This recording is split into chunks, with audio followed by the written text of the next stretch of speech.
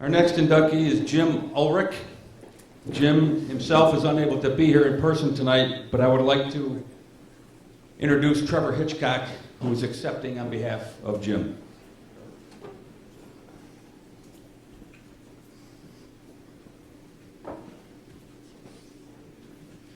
Good evening, ladies and gentlemen. My name is Trevor Hitchcock, and I'm here on behalf of Coach Jim Ulrich, who cannot attend tonight's ceremony. First of all, it's an honor to stand here beside such accomplished athletes and inductees. I know it means a great deal to Coach to be entering the CSHOF Sports Hall of Fame with all of you. It's an incredible honor for him. I'd also like to thank the committee for voting for Coach Ulrich, as it means he will forever be remembered for his playing days at Indiana University, as well as the outstanding work that he did with so many great athletes at Fredonia State. When I think of Jim Ulrich, 3 words come to mind: knowledge, dedication, and integrity. Everything he achieved, accomplished, or set his mind to was done with those 3 qualities. In every situation, whether it be at practice, a meet, or even dinner at Ponderosa, he always gave you all of himself because there was never any other option. I'd like to think that Coach was the way he was because he cared for each of his athletes as family. As young men away from their homes for the first time, he became a father figure to us. He did what he would have wanted someone to do for his own family. He supported us, encouraged us, and pushed us to be the best we could be. He and his wife Linda were always there for the team. Knowledge. Coach knew everything. He was a mastermind when it came to the coaching track. He coached 68 All-Americans in 9 different indoor events and 19 outdoor events. He had 5 national champions in 5 different events. His athletes could ask Coach anything about any event, and in the rare occasion he didn't know the answer right then and there, he would find out the answer before you went home from practice that day.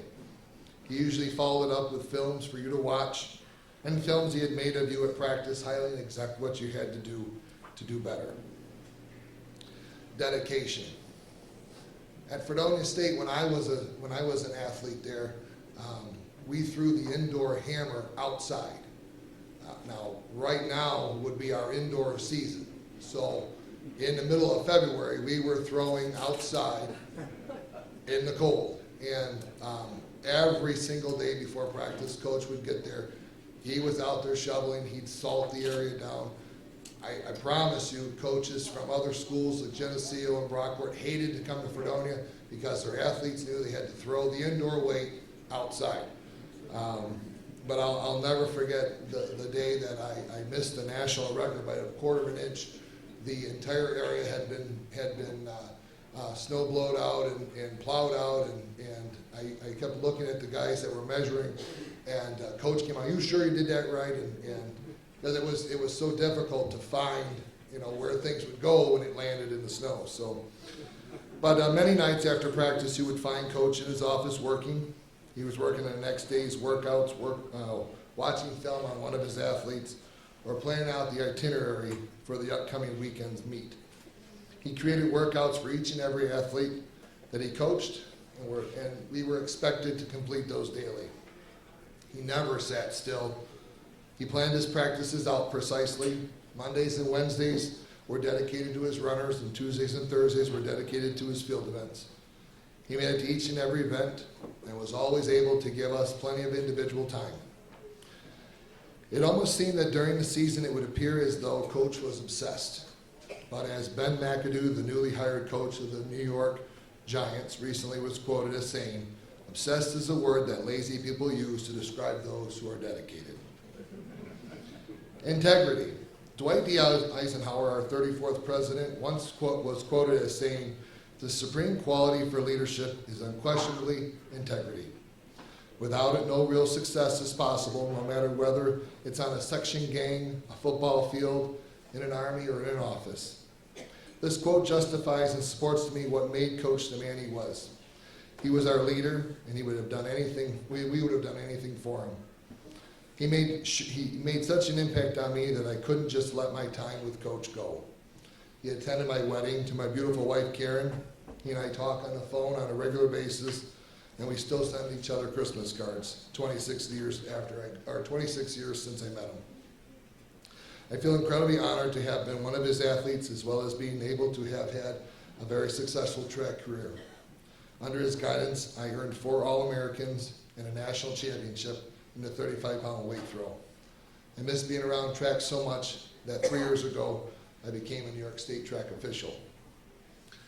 Before I end, I'd like to share a quick story of Coach.